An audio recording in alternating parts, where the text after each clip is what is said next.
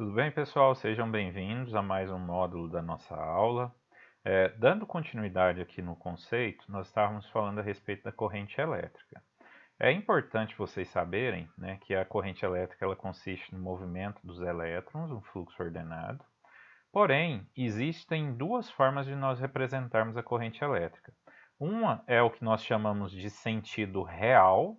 O que seria o sentido real? Ora, se corrente elétrica é o fluxo ordenado de elétrons, quer dizer que a corrente, então, flui do polo negativo para o polo positivo, ok? Porém, isso na prática e didaticamente falando, não é muito usual, tá? Então, para fins didáticos, os autores eles costumam adotar o seguinte, que a corrente elétrica, o sentido convencional e didático, é o sentido do polo positivo da fonte em direção ao polo negativo. Então, é muito importante que vocês tenham esse discernimento. Embora nos problemas e exercícios vocês adotem o sentido convencional, na prática o sentido real é do polo negativo para o polo positivo, uma vez que a corrente é o fluxo ordenado de elétrons. Bom, quando a gente fala em circuito elétrico, uma das principais e primeiras cargas que a gente pensa e a gente começa a introduzir na solução de circuitos é a carga do tipo resistiva, tá? Ou seja, resistência elétrica. Aqui nós temos algumas figuras representando resistências elétricas. Aqui no caso à esquerda, uma resistência utilizada em uma churrasqueira, uma assadeira, no caso. Aqui ao meio a resistência de um chuveiro elétrico e aqui à direita resistores aplicados na eletrônica. Em ambos os casos, nós temos a seguinte característica: resistência elétrica representa sempre a oposição ao fluxo de carga ou corrente elétrica num determinado circuito. Por essa questão de oposição à passagem da corrente, ocorre que a resistência elétrica ela aquece, ou seja, ela dissipa energia na forma de calor. Aqui nós temos novamente a equação lei de Ohm sendo utilizada, só que agora resistência igual a tensão sobre corrente. A unidade de resistência é Ohm, nós podemos usar tanto os prefixos para grandezas menores, mili e micro, quanto os prefixos para grandezas maiores de resistência, quilo e mega ohms. Bom, como que foi caracterizada a resistência elétrica? Isso aconteceu através da experiência feita por Simon Ohm, conhecida como primeira lei de Ohm. Basicamente, o que ele fez? Ele pegou um determinado resistor e aplicou uma tensão nesse resistor. Ao aplicar essa tensão, que eu chamei aqui de tensão 1, ele verificou uma corrente que a gente chamou aqui de corrente 1. Ele aumentou a tensão aplicada no resistor para uma tensão 2 e ele verificou novamente uma nova corrente que eu chamei de 2. E assim por diante, ele foi aumentando o valor da tensão. Os pontos de interseção entre as tensões e as correntes me deram uma reta linear, ou seja, ele verificou que existia uma linearidade entre essas cargas, tá? Entre a tensão aplicada e a corrente verificada circulando por essa resistência. A essa linearidade deu-se o nome de resistência elétrica ou resistência constante. O tipo de resistor utilizado aqui nesse exemplo, no caso no experimento de Simon Ohm, foi a lâmpada elétrica. Então ele fez um teste com a lâmpada e verificou essa relação. Então foi daí que surgiu a relação V igual a resistência vezes corrente. E as demais relações correlatas a ela. Bom, onde que a resistência elétrica pode ser utilizada e aplicada? Ela é utilizada basicamente para limitar corrente elétrica em um circuito elétrico e na eletrônica isso não é diferente.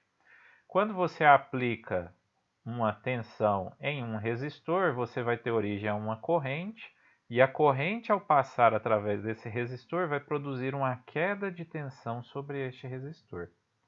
A corrente que entra no resistor vai ser a mesma que sai do resistor, ou seja, A corrente flui através do resistor. A diferença é que vai acontecer uma queda de tensão no resistor. Essa queda de tensão é produzida, é provocada devido à perda Joule nesse resistor. Tá? Existem resistores do tipo fixo, aplicados na eletrônica, e também existem resistores variáveis, também chamados de potenciômetros ou reostatos.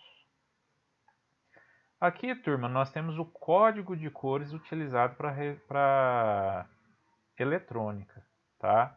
Então, a primeira faixa do resistor vai dizer aqui para mim, a cor vai dizer qual é o valor desse resistor, tá? Então, resistor amarelo. Então, resistor amarelo tem o valor 4. A segunda faixa me diz o segundo valor do resistor, no caso aqui o violeta, então 7. A terceira faixa aqui em questão vai me dizer qual é o fator multiplicador, aqui no caso vermelho, vezes 100. Então perceba que eu falei que esse resistor é 4, é 7, vezes 100. Então 47 vezes 100 vai dar quanto? 4.700, ok? Então 4.700 ou 4,7 kΩ, também conhecido como resistor 4K7. Isso aqui, pessoal, é válido para os resistores de 4 faixas, tá? A quarta faixa aqui no caso é a tolerância, é o percentual de erro do resistor. Existem resistores mais precisos, que são resistores encapsulados numa embalagem azulzinha. Esses são conhecidos como resistores de 5 faixas. Nesse caso aqui em questão, como ele é mais preciso, você tem uma terceira faixa que também informa o valor desse resistor.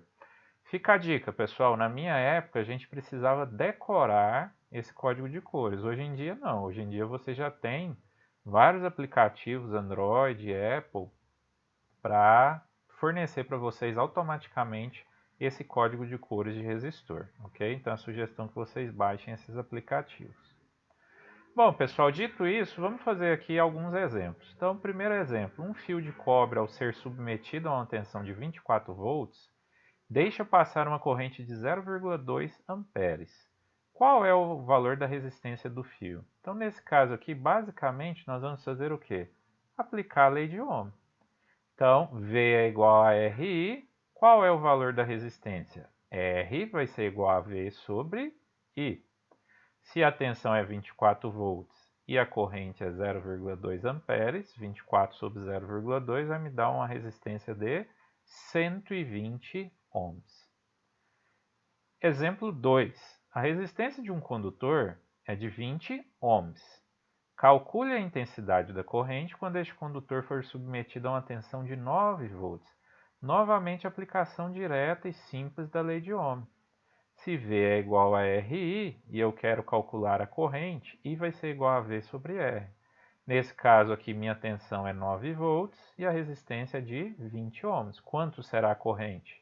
9 sobre 20 igual a 0,45 amperes.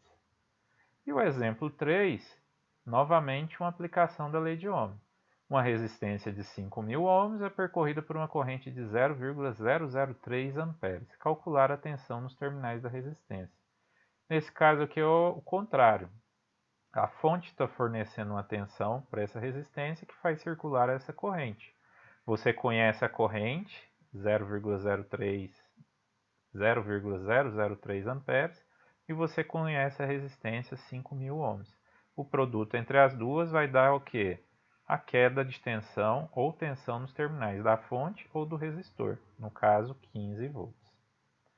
Pessoal, muito obrigado pela participação de vocês e eu aguardo vocês no próximo bloco. Até lá!